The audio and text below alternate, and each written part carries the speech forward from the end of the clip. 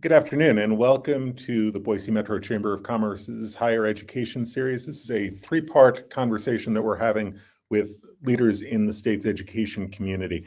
My name is Kevin Richert. I'm a senior reporter with Idaho Education News, and I'm pleased to be your host and moderator as we have a conversation today with Lisa Roberts, the new superintendent of the Boise School District.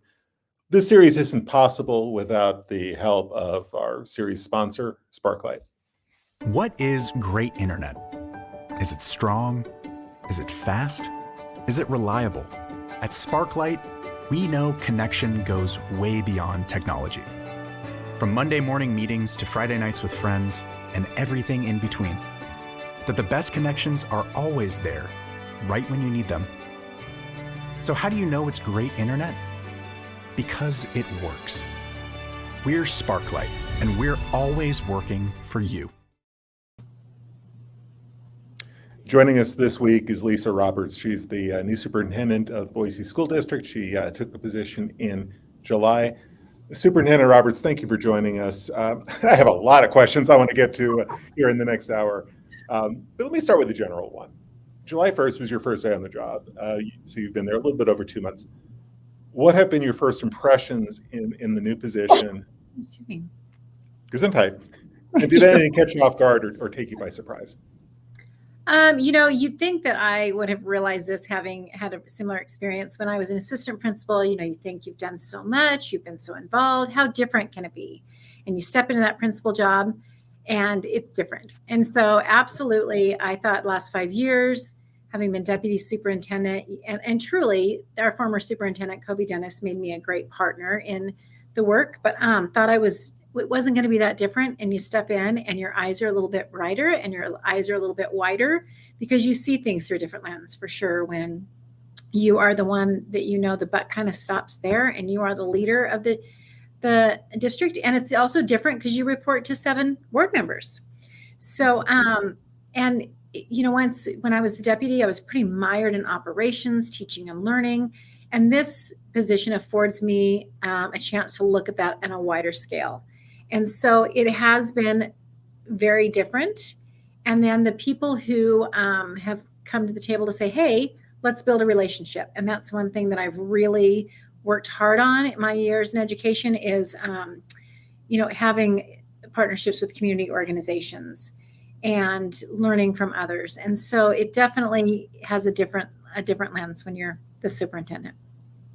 And the school year started about a month ago. How's it going so far?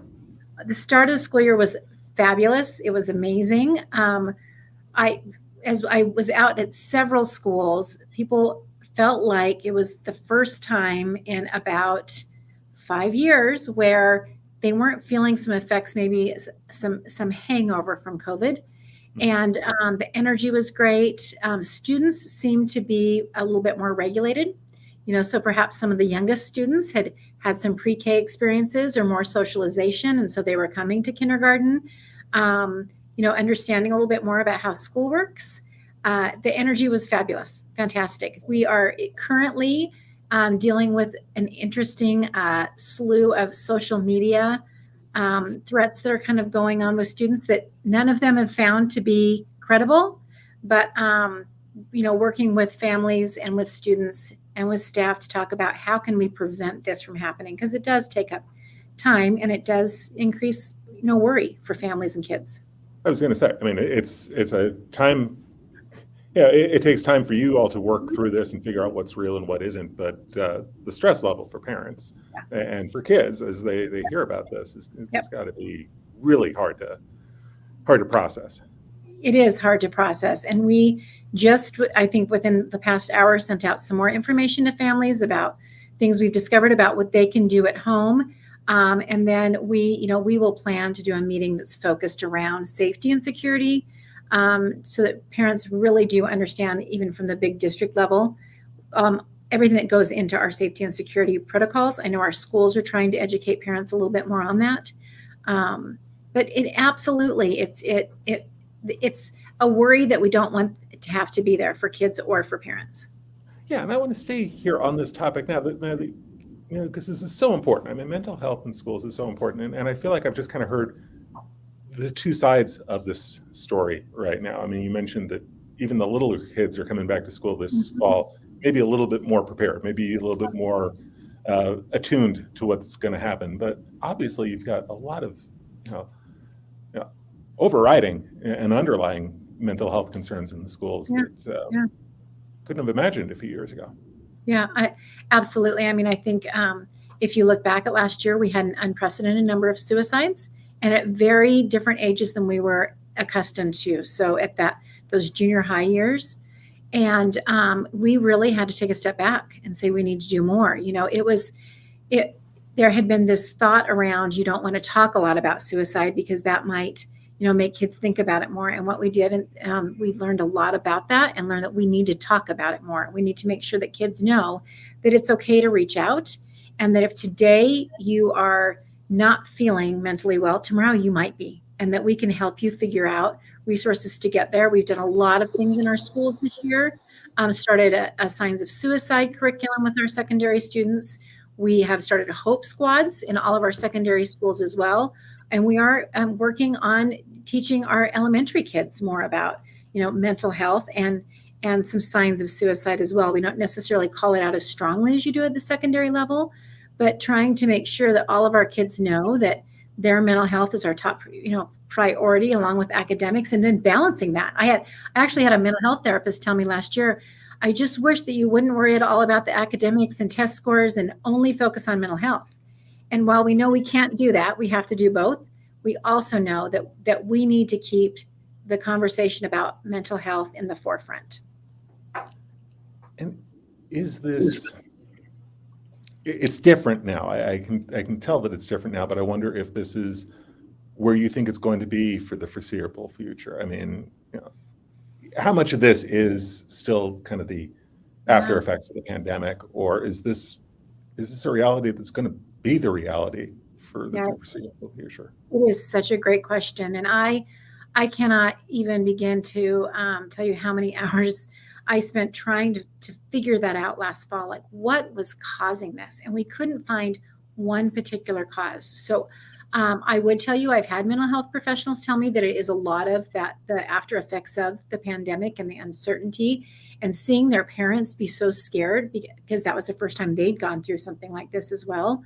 I do think social media and technology is a big driver in this. And this year I'm excited because all of our secondary schools have cell phone policies in place. So at least during the school day, we're working our hardest to keep that distraction away from kids. And we've worked really hard to educate parents on the different limits that they can put on their kids' social media and how they can control their phones. And I do think that is becoming more popular to say no to, you know, technology and off hours. And parents are really standing up with their kids and saying, we want you to be mentally healthy, and we're going to help you do that. Walk us through that cell phone policy, because I know other districts have been rolling out new policies as well. It's a statewide trend and national trend. What are the highlights of Boise's policy? I have to tell you that I haven't heard much. That's a highlight. So that tells you it's going really, really well. What I have heard is from parents who were thanking us, saying, thank you so much for doing this. I had an email from a parent who was really concerned because their child has a lot of anxiety and truly wanted, like, to not have that phone, to think that they couldn't, you know, reach their parent if they needed to, was causing tremendous anxiety. So they worked with the school, and the school said, we just don't get it out during the day. We just don't want to see it. But, you know, and that alleviated that anxiety for that student. So the fact that we've heard very little tells me it's going really well. And our teachers are thanking us. They're saying, thank you so much for doing this. We appreciate it. I'm hearing stories about kids like playing bingo at lunchtime, like in the junior high, playing cards, talking. And they said it really has created a different environment. And so my hope, Kevin, based on your mental health question, is maybe we're turning a corner with you know, the mental health and the anxiety and the stress. And maybe we're getting better too at learning how to help our kids. So I'm hoping that we're turning a corner there, and this isn't our new reality. And it is, and it does show that kids are resourceful and resilient. When you take their phones away, they find other things to spend their time doing. Absolutely. Who knew? Well, I wanted to pursue that line of questioning as you brought it up. So Yeah. I'm glad we had a chance to talk about Yeah. mental health issues right out of the gate. But I wanted to maybe take a step back Yeah. more broadly, because you've been with this district for so long. As you assess it, what is the biggest strength of the Boise School District? Never would I have dreamt that I'd be in the school district 32 years when I got involved. I wasn't from a background of teachers. And so I 100% tell you that the reason I've been here and our biggest strength is the people. I mean, we have amazing, passionate, dedicated staff members across the entire system. So I'm not talking just teachers. I'm talking some of the folks that work in our facilities. I'm talking the folks that work in the cafeteria, the support staff. Our district office is an absolute joy to work at. I mean, people are here because they want to do what's best for kids, which is really refreshing to think that even at a district office, it's pretty, remote from the actual kids, that they really are focused on doing what's best for kids. So I would definitely say the people, and then just the amazing, depth and breadth of the academic opportunities we're able to give our kids, our extracurricular opportunities we're able to give our kids. It's in a pretty amazing place to be. And I think that focus on the people, and I think that's been a change in the debate about education policy. I mean, I'm a teacher's kid, so I say this somewhat reluctantly because I want my dad to look down and get mad at me here. But I think he would recognize that, and I think we all are starting to recognize more. It's not just the teachers, as important as they are, as pivotal as they are. It's the staff too. They're doing a lot of the stuff that really just kind of keeps everything running. Oh, absolutely. And we have the most amazing paraprofessionals in our schools. Our special education programs, there's no way we could offer what we can offer without our paraprofessionals. And you look at our facilities, and our facilities have to match our academic program. So if we don't have dedicated folks to facilities, we have a gentleman who has moved up the ranks from custodian and is now a projects manager in our facilities office. And he was the one that said out at our facilities office one day, he's like, we need to look at these help tickets that come in and prioritize the ones that immediately affect instruction in the classroom. And I mean, that's pretty awesome when you have our facilities folks looking at that impact. You really do the triage and really focus on what matters most to the kids. That's really cool. So the flip side question, what is the biggest challenge facing the Boise district right now? Yeah. I think really being able to respond to these evolving issues that come up around mental health. And so we just talked a little about that. And so, for example, what we've been dealing with this week is these social media threats that, somebody thinks they heard, but we can't figure out who heard. And then that starts getting shared out to other students, and it keeps getting added onto. And you just don't think about the ramifications of the fear for parents and the fear for kids. The time it takes law enforcement to investigate that when they're not investigating other things. And then, heaven forbid, the student who was misidentified, and his name got out there, and the ramifications for that student at a school when they really didn't say that, they really didn't do that. So I think that this constant, being able to respond and instantaneously almost, we experienced that in COVID. We experienced that, then last year with the mental health crisis, and now we're seeing it currently with what we're doing with, student safety. And so that's probably our biggest challenge. Is I'm so fortunate to work with an amazing team that has a diverse talents, and to be able to come to a table and say, okay, here's today's problem, but how are we going to solve this for our kids? So you've been with the district for 32 years, and one of the things that has really unfolded over these past 10 years is a decline in enrollment. What is driving that, and what does the Boise district have to do or try to do to reverse that trend? Yeah, and truly, we are working really hard to put our energy and our efforts into the kids that we do have. And so that is our number one first focus, is what are we going to do for the kids that we do have? We knew several years ago when we went out and did a study for our last bond that we were going to see declining enrollment because of birth rates, because of population moving in. We discovered, that when you build an apartment complex, you're not going to get as many students out of that complex as what you used to. And then and I will say, I mean, I'm sure there were times when some of our longstanding, charter schools opened that we've lost some kids to those charter schools. But recently we haven't been losing kids out to charter schools, not any more to private schools than what we had in the past. But the housing market is really driving a lot of our decline. I think, I'm sure the viewers today saw just 2 or 3 days ago that there was a report that came out that we, in Idaho, we have the second, I'm losing my words right now here. When it comes to affordable housing, we are the second, worst behind. We're only behind Montana for affordable housing in Idaho. I mean, that's pretty shocking. And so our families can't afford to live here. So they're moving further out. Valley View School District had a huge increase in enrollment this year, and it's from people moving from this area. Mm-hmm. No, and some of that is just, as you say, it's demographics.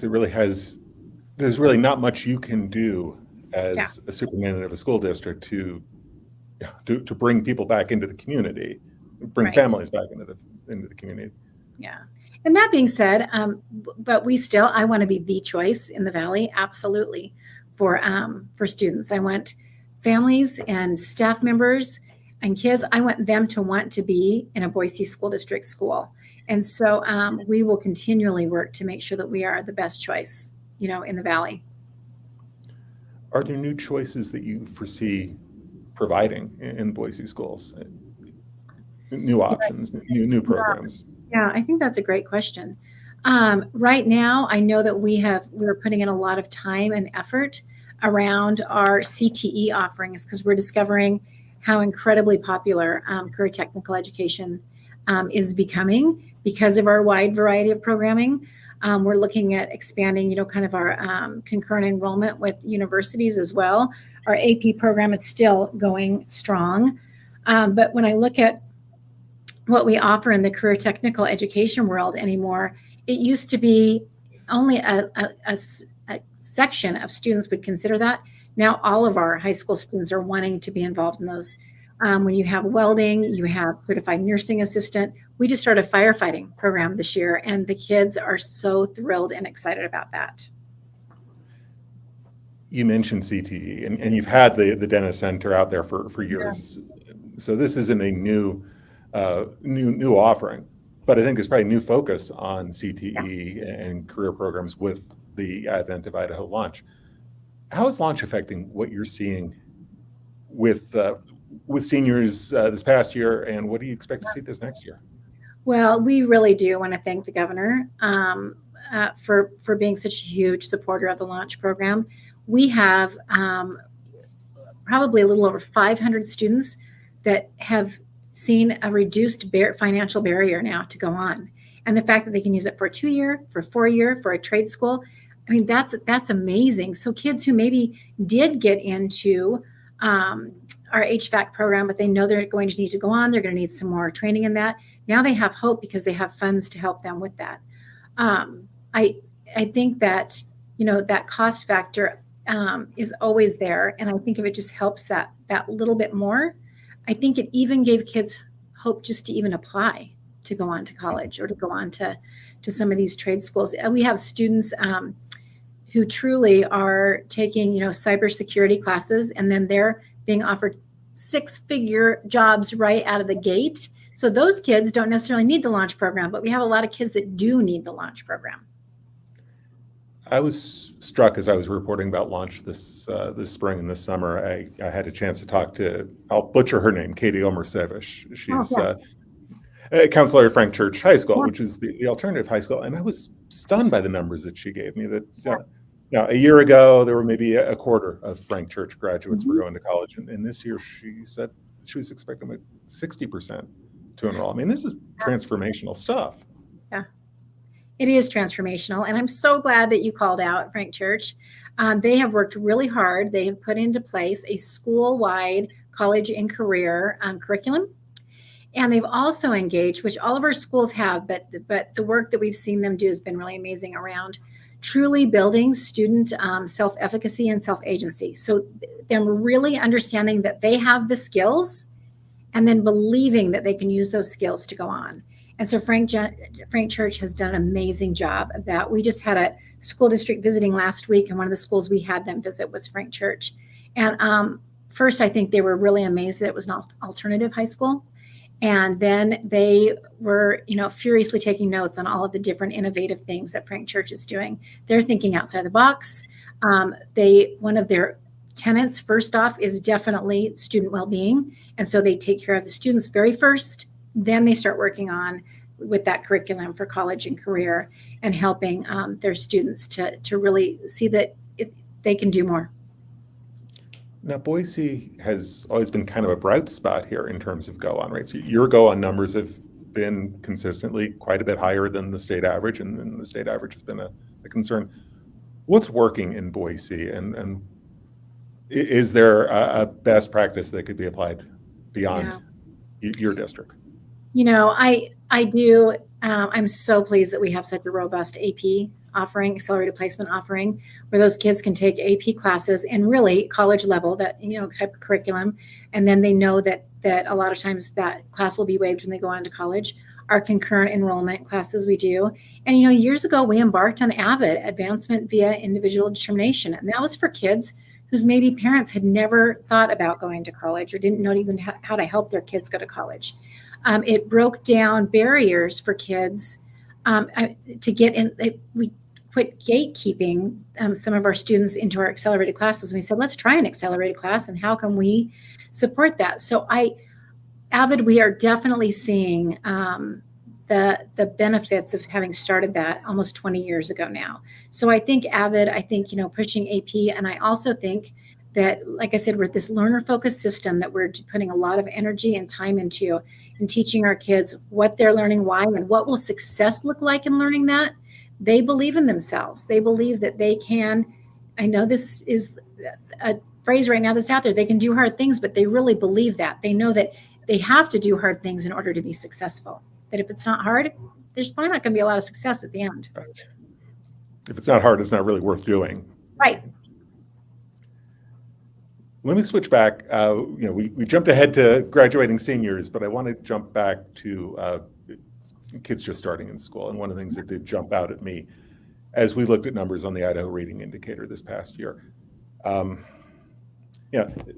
scores were fairly flat in Boise. I mean, you started out with the fall scores, you had 65.3% of kids at grade level, which is a pretty good percentage, but it only grew 0.2 of a percentage point from fall to spring. Yep. Are those numbers a concern to you, and how do you what's driving that, and how do you try to improve the growth that you see from fall to spring? And Kevin, yes, incredibly concerning to me. We need to do better, and we know that. We've been digging in, trying to figure out why that happened, where it happened. One of the things I think we're discovering is that maybe sometimes we're creating gaps for our students because maybe one teacher's using this part of the curriculum, but maybe not another part. And there's a reason that we have district adopted resources, is so that we know about consistency from one grade level to the next. So we're working really hard to train all of our teachers in our district adopted resources. Also, we started full day kindergarten, which you would think, after having done that a couple of years, that those scores wouldn't have been flat. However, did we do a good enough job of training teachers how to best use a full day versus a half day? Perhaps we didn't do a good enough job with that. So we're looking at that, and we're working on that. We're also having district-wide reading specialists go into schools and do more on-site training with our teachers. So here are the resources we have. What questions do you have, and how are you using them? So making sure that our core instruction, so the instruction that every student gets, is the best possible instruction that they can get. So we're using all of those effective practices. And then if it's not working, are we progress monitoring those students and giving the right intervention? So we have a lot of amazing tools through the iStation tool, which is where we have the IRI, in there too. And so if we can look at that and pinpoint where a student is falling down, it might be in one skill strand, not across the whole board. Let's focus on that one skill strand.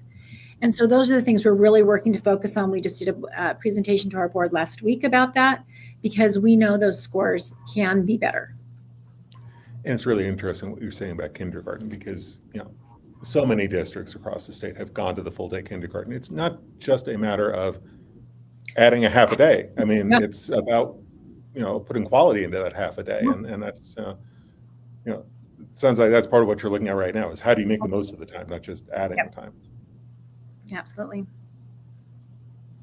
Another area, and this isn't as specific to Boise, but it's one I keep asking educators about because it's another area that we maybe are not paying as much attention to is math, and especially what seems to happen with math and with kids as they get into middle school, junior high.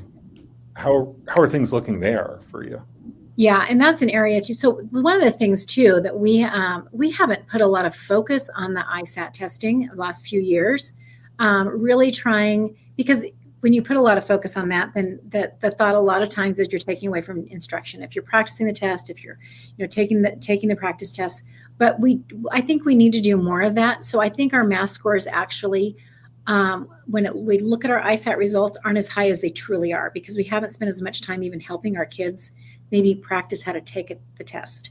But I do feel like our kids are doing a good job in the area of math and can do better. But we have worked really hard to offer more accelerated options, even coming down into the elementary grades for kids who are ready for that.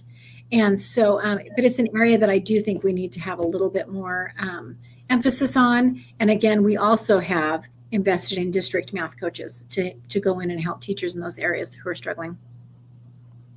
Because, I mean, that's going to lead down the road as kids, if they improve their math skills, it's going to open up a lot of options down the road, not just in STEM careers, but in a lot of, CTE careers as well. I mean, math skills are foundational. Yeah, absolutely. Let's talk a little bit about Hawaii Elementary School, which was an issue that you all spent a lot of time on this spring and summer. Walk us through what is going to happen now at Hawaii and what you're trying to do with the pre-K center there.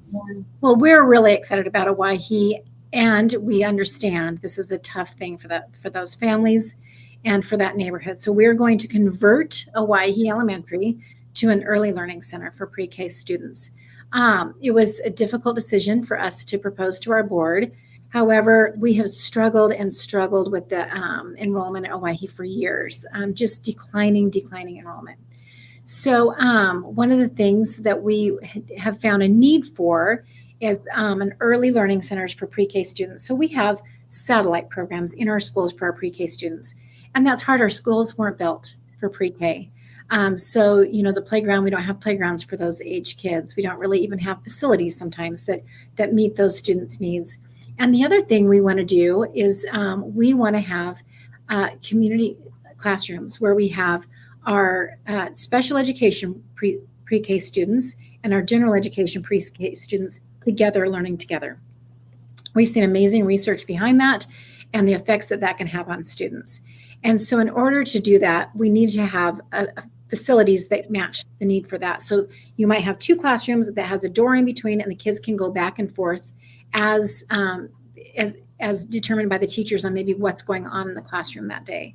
It also, we can more thoroughly meet the needs of what parents are needing for their pre-K students and the learning that parents need by focusing on that in an early learning center. We can also then have our occupational therapists, our SLPs, stationed specifically there. A lot of times our occupational therapists are moving from school to school on a limited amount of time. But this way, there might be 6 kids in the early learning center. They're focusing on a skill, and she can pull all 6 of those at once and work with them together. So we moved Madison Early Learning Center to our Fort Boise site. That's now Lincoln Early Learning Center this year. And then next year, we'll convert Hawaii to an early learning center. And we'll be able to offer to more students because we do have a waiting list for our general education pre-K program, and we'll be able to offer more spots than for those students. So, and we'll have a playground that matches the needs, that they're going to need. We'll have the facilities that are going to match their needs. I was at Hawaii this morning, actually meeting with their leadership team to talk about how can we make the transition the best possible for the kids that are at Hawaii now and know that they're going to have to go to other schools. And I was lucky enough to open a new school several years ago when we closed 4 schools. So I had a little bit of experience there, and we talked about ways to celebrate the history of Hawaii. We talked about ways to get kids excited for their new elementary schools. So I know that in the end, those Hawaii students are going to wind up at great places for them. It's a hard thing, I know, to get your head around and to know that you're losing your homeschool.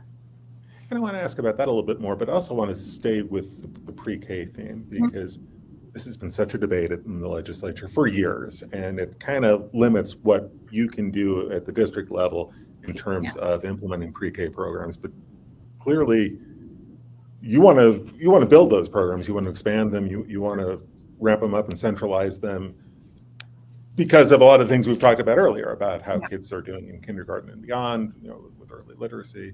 I mean, pre-K is obviously a big part of the equation for what you're wanting to do. Absolutely. I believe strongly in pre-K programs, and I think that is where we will start to see even greater success for our students as they go through.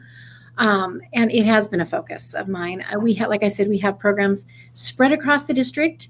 And a lot of times with our general education pre-K program, we haven't been able to offer busing. This will allow us to offer busing to that. So that will no longer be a barrier.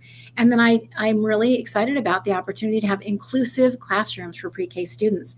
Let's teach them as young as we can to have empathy and care for one another. And I think that will play out tenfold by the time they're in elementary, junior high, and high school.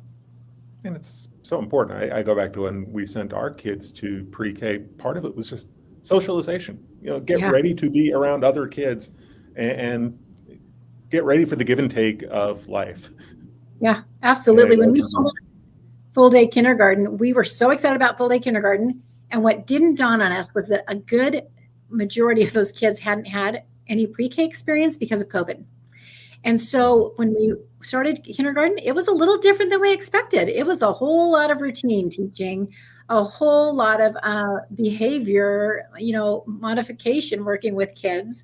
And even though that is changing now, and our teachers will tell you, there is a marked difference for kids that come out of the pre-K program into kindergarten, especially about their academic skills, but really their social, emotional skills as well.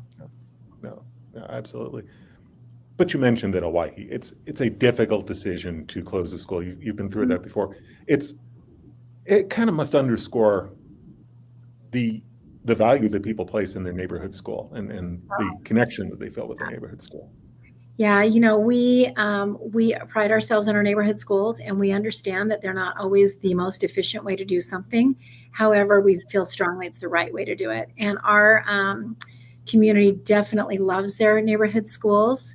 And I will take upset parents who care about their kids' education any day than, apathetic parents who don't. And so my heart goes out to the Hawaii parents. And I quite honestly, we messed up our communication to start. I mean, we really did. None of us had ever converted a school or closed a school like that, as far as in our positions up here. And we've learned a lot, and we'll have a different procedure and different policies in place in the future. And I apologize to those parents because we caused them a lot of stress, and that was really unfortunate. And we will do that different, and we will be better if we were to look at something like this again. We don't see that in the foreseeable future in doing something like this again. But I am so thankful for the community we live in and how supportive they are of us and how much they do love their neighborhood schools. A new program that you launched this year is universal free breakfast for all kids. Walk us through the decision making first of all, and then give us a sense of how it's going so far. So I was lucky enough to be a principal at a school that had universal free meals for breakfast and for lunch because of the poverty rate for that school. And going from having to collect applications, having to collect school lunch debt to not having to, made a remarkable difference, I saw, in the pride that maybe families felt when they came to school because they weren't worried I was going to ask them about their school lunch debt, or the students not having to worry about if they were going to be, if there was going to be a concern because their parents hadn't paid. So I saw that firsthand as a principal. So when we went into COVID, it was universal free meals. And principals were so thankful for that. And that was the first time all of our schools, were able to see the benefits to doing that. So we came out of COVID and we went back to the system we had, and our school lunch debt was growing. I think it was $250,000 last year. And that's after, reaching out to parents and saying, hey, That's families, what families owed the district. Yes, what families owed the district. And we just didn't want that to be an issue or barrier any longer. We truly wanted to do a free breakfast and lunch, but the price tag for that, we felt like to start was perhaps too high. Plus, we weren't completely sure of what the price tag was going to be because we'd never done anything like that. And so, we talked with principals and asked them. We did a lot of research, and everything pointed only to benefits of doing this. So we went to our board, we had a discussion. They also wanted to do it for breakfast and lunch, but we decided we probably better start a little bit smaller and start with the most important meal of the day. So we started with breakfast, and it has gone really well. It's gone so well that our schools are saying, we need another point of sale, which it's not sale right now because I have to pay, but like another line for kids to go through because this one is so busy. So especially if we can get our secondary kids in there eating breakfast, because so many of them, there's stigma around if they have free meals or not. Even though nothing's advertised about it, there's just still that internal stigma, I think, for kids that you have a free meal. Now, if everybody has a free meal, there's no stigma. And it kind of goes to, I think, one of the things that we learned out of COVID. Maybe you knew it, but I think, the rest of us maybe learned it out of COVID, is just how much of a community center schools are, how much of a social center support network the school provides. Yeah, absolutely. And I know a lot of people will argue and say, why shouldn't you pay for your school lunch if you can afford it? Well, maybe you think they can afford it because what they're not paying for their meals is going toward their mortgage, or it's going towards the gas bill, or you know what I mean? So even at that, we reached out, and our foundation helped us pay off a lot of that debt for students, and because it's still debt for a family. And so that money comes from somewhere. At a time where, as we talked about a while ago, affordability in this community is a concern. So but it sounds like a free lunch program is something that's on the horizon potentially, or at least it's on the radar, is something you'd like to go to. Yeah, we hope so. I mean, we really do. And we're watching this program closely this year. And I think our food nutrition supervisor, she's going to have a much better idea, on being able to forecast how many students will take advantage of it for the cost. That was the hardest part, was like, will it really increase participation? And how much more then will that cost us? We didn't know how many kids would take advantage of it. And a lot of kids are taking advantage of it, which is fabulous. So we'll have a better idea and be able to determine, what the cost would be if we were to do lunch. I think our schools would be thrilled. If you're having to add lines, that's a pretty good indication that there's demand that's being that's coming out. I wanted to ask about a couple of laws that we did see from the legislature this year, and get a sense of how it's affecting Boise at this point. And I'm going to start with the library law. Have you seen any fallout from that right now? Have you seen complaints? Have you had to make changes in the school libraries to respond to that legislation? It's a great question. And we did have, especially our school-based librarians were incredibly nervous and anxious about this over the summer. So we were pretty fortunate because we had in place a good policy for families to challenge books if they felt like there was a need. We've had in place a long time where if a class is reading a class novel and a parent doesn't want them to, the teachers know to give an alternate assignment or an alternate novel. So we've had a good policy in place. So we really only had to tweak our policy. And one of the biggest changes was challenges were more directly taken care of at a school level. And now the district level is going to take care of that, to take that stress and pressure off of the school. And we worked with Boise City, with the library, on what their policy was going to look like. And we made some tweaks to ours based on what they were going to do. And I don't want to jinx it, but so far we've not had a challenge yet this year. And over the course of my career up here, I think I'd only seen one true challenge that wanted the book gone from everywhere. And so far this year, we haven't seen a challenge. And I hope that will be the trend. But I do feel good about our policy. I think it meets the needs of the community in Boise. So only one challenge over the years, not even off of this new Not even law. this year, yeah. Given that, are you surprised that this law even that this law even passed? I think I'm more disappointed than surprised. I really was hoping, we meet with our local legislators during the session every week. And we knew that they were trying for this not to go, into effect and to help us with that. And so, but I don't know that we were surprised, some of the changes we've seen the past few years with the legislature and this really distressing thought that schools are doing things they're not doing. And so I think, rather than surprised, I was just disappointed and saddened. Another law that went into effect, and we were talking about it in the office just the other day about how has that played out so far, the pronouns law, which basically says that a school employee is not required now to address a child by his or her preferred pronouns. Yeah. Have you seen any fallout from that? Has that had any effect in the schools, or is that? Again, fear and worry, especially, from our LGBTQ students, and worry from some staff that those students wouldn't be treated with respect. But so far, we have not had an issue with it. And I think that goes back to the very first question you asked me. What's the strength of our districts, our people? I mean, they're so compassionate and they're so caring.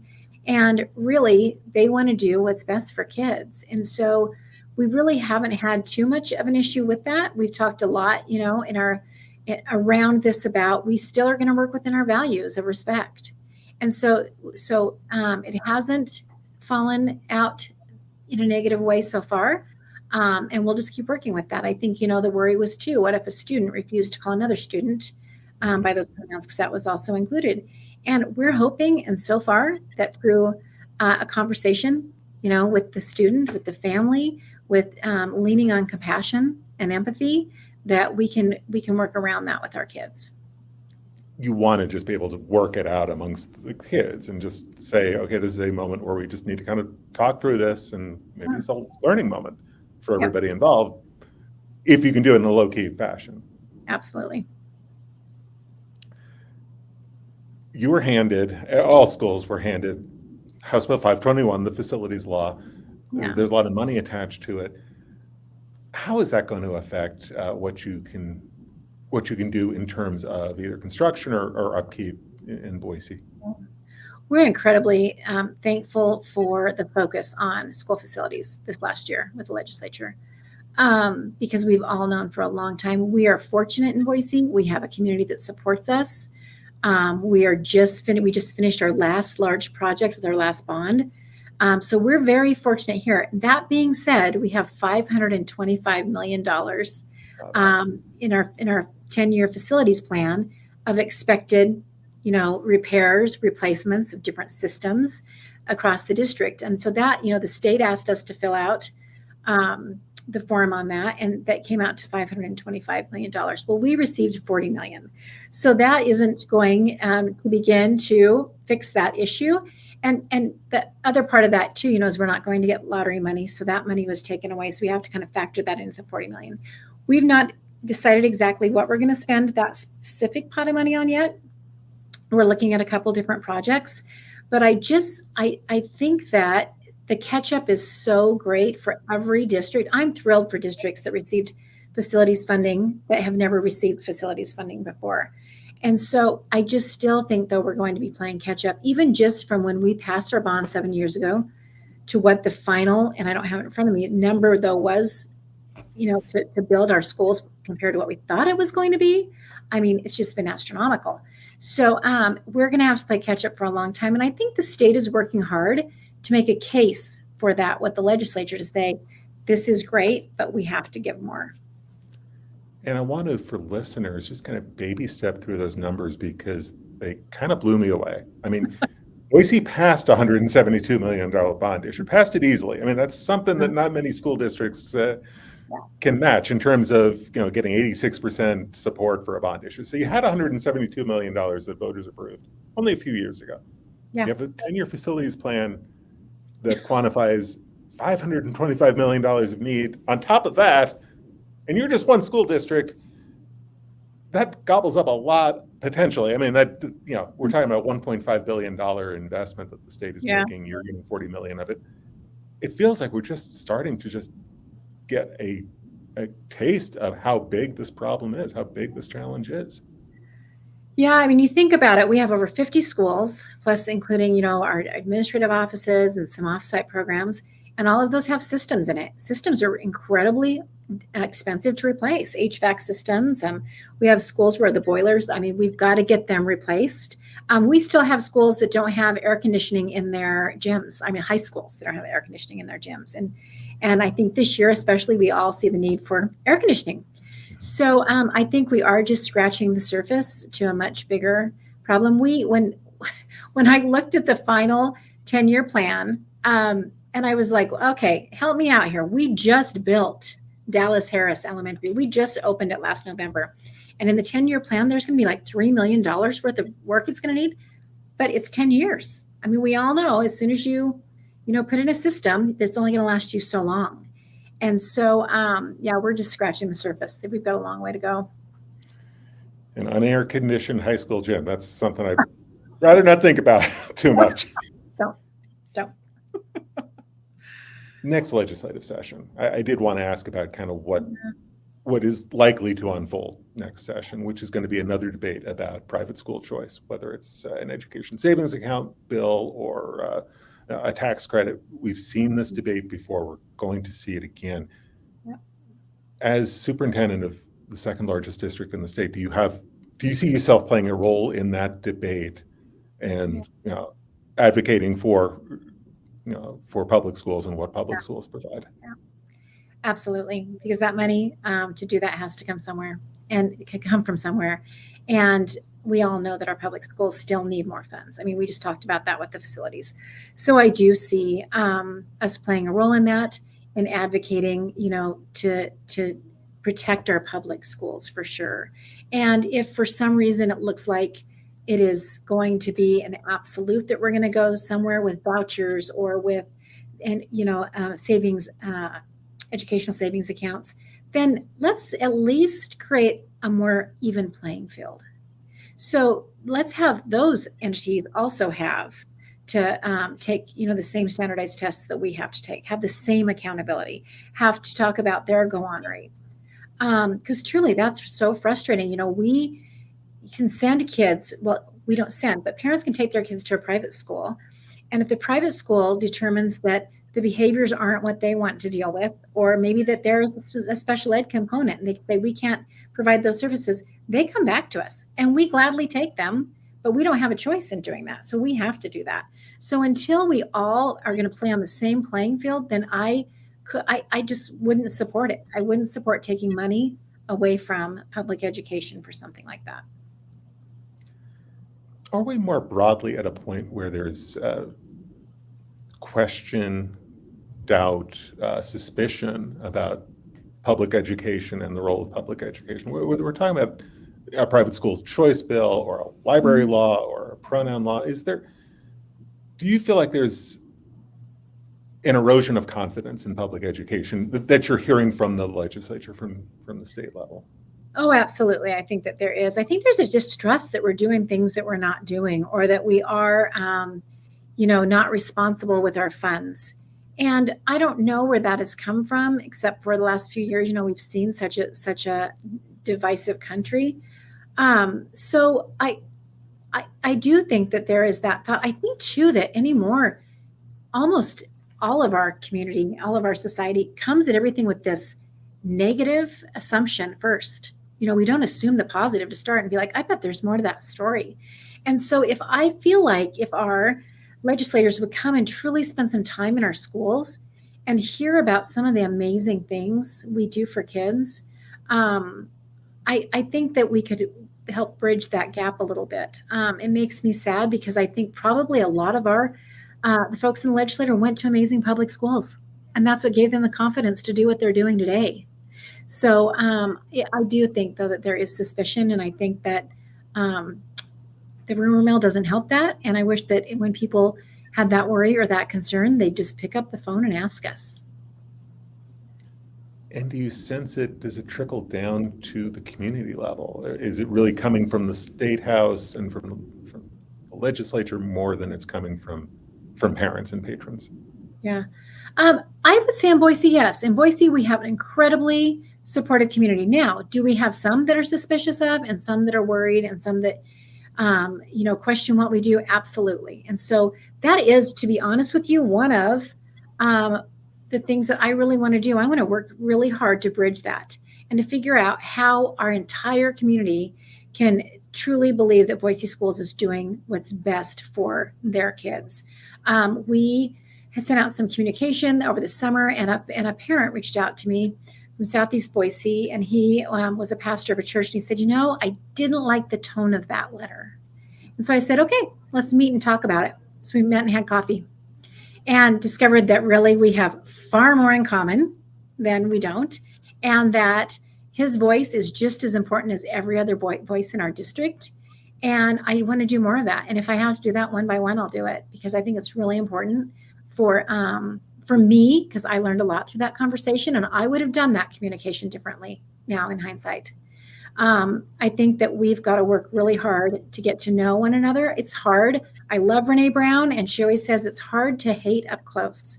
So we need to get to know one another and trust one another and see that we all have our kids' best interests at heart. And in some ways, it kind of ties to your own story within the Boise district. I mean, you've been in this district for 32 years. You've risen to the ranks. You've become, the first woman superintendent in the district's history. How has that connection to the community and that connection to the district, how does that affect how you approach this new job? Yeah, that's what I can't imagine going to a community to become a superintendent when I haven't lived there. I just can't. It's beyond me, because I do have so many relationships with teachers, with paraprofessionals, with families. I still see families from when I was a principal. My kids went to these schools. My daughter teaches in our schools. So those connections, I think, make me a better superintendent. When my daughter's frustrated with something and she tells me, I'm like, oh, why did we do that? We need to rethink why we thought that was a good idea. When a teacher can pick up the phone and call me and ask the same question, I have to think about that and say, well, this is why, but could we have done that differently? We have amazing community partners in the Boise School District, and that has come from 32 years of building relationships. Teresa McLeod, who used to be in the mayor's office, I built a relationship with 15 years ago through some work we were doing.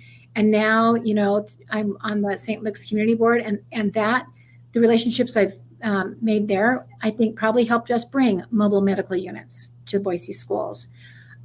So I do feel like those years have paid off in having connections across the district and understanding the people in our district. And I love getting to know our families. It's one thing I miss the most about being a principal. But every once in a while, I still get to make a really good, deep, family connection. What's the mark you want to leave on the Boise district now that you're in this role? Obviously, I want to leave it better than I find it.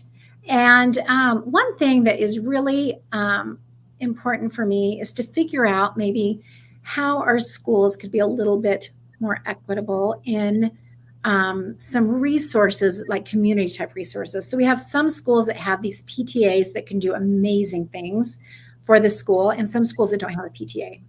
So is there some way we can figure out how to have, a really robust volunteer group at a school that maybe doesn't have the parent support like another school does? So if I could work to figure that out, I think I would have really made a difference across the school district. That's one thing that still is really hard to do, is to figure out how we can pull volunteers into all of our schools. We've worked hard with our community schools to do that. But yeah, to have a little bit more involvement, community and parent wide in every school. Yeah, it's the engagement thing. And we talked about it when we were talking about Hawaii. I mean, ideally, you want to get that engagement at the community level when there isn't a hard Yes. decision about keeping a school Really. open or closing a school, Yeah. you like it more on the front end. Yeah. So, I know you probably like to get out from your office and into the schools. What do you hear when you go out into the schools, either whether from kids or from staff or from teachers or from parents, that that excites you about the job, that gratifies you about the job? well, I will tell you, this last spring, I was surprised to hear from so many teachers when I was out in buildings, female teachers saying how excited they were to have a female superintendent for the first time, and that they'd shared that with their daughters at home or with the girls in their classroom, and how excited they were. And that was really fun to hear. So I'm glad that they felt empowered by that. But truly, just seeing learning is where I find my most joy. We've worked so hard these last few years for kids to be able to articulate their learning. And so to go into a classroom and to see a third grader telling me about how we talk about this learning pit and how, the bottom of it's really hard. And to have a student tell me about how they were in the learning pit earlier today, but now they're not. Or I was over at DTech last week and these kids were explaining to me why this one dent that they were fixing, it wasn't smooth enough. And they said, feel it, it's not smooth enough. I thought it felt smooth enough, but it wasn't meeting, their standards. And so to have kids talk about their journey and what they're learning, that's absolutely what I'm hearing and what it's all about. If a kid can climb out of the learning pit, I can climb out of the writing pit when I'm in it once in a while too. So Yeah. is there anything we haven't talked about that you want to leave us with about you, about the district, about where you see things going this school year and beyond? Yeah, thanks for the question. I'm incredibly grateful to have this opportunity. It is on a daily basis challenging, but for a really good purpose. I am thrilled to serve our community in this capacity, and I appreciate opportunities like this to get to talk about the Boise School District. And I would just encourage anybody listening, if you have a question or a concern, reach out. We want to hear from you. Well, thank you, Superintendent Roberts. We covered a lot of ground. I didn't get a chance to ask you about the Wonder Woman cape in the background, and I don't know if there's a story behind that, but I think 4 years after the pandemic, we're all kind of looking at each other's Zoom backgrounds. Yeah. But thank you for taking the time and walking us through what's going on in the school. Really informative. Enjoyed the conversation. Thanks, Evan. Thank you. And that wraps up our second installment of the Chamber of Commerce's higher education series. Please come back on October 10th. We will have our third and final conversation. This one will be with Gordon Jones. He's the president of the College of Western Idaho. A lot going on at CWI, a lot of growth, a lot of new programs, a lot of new initiatives, lots of things I want to ask President Jones. So please do come back. That is October 10th at noon on all of these same platforms. Again, I'm Kevin Richert from Idaho Education News. This is the Boise Metro Chamber of Commerce's Higher Education Series. Thank you for joining us today.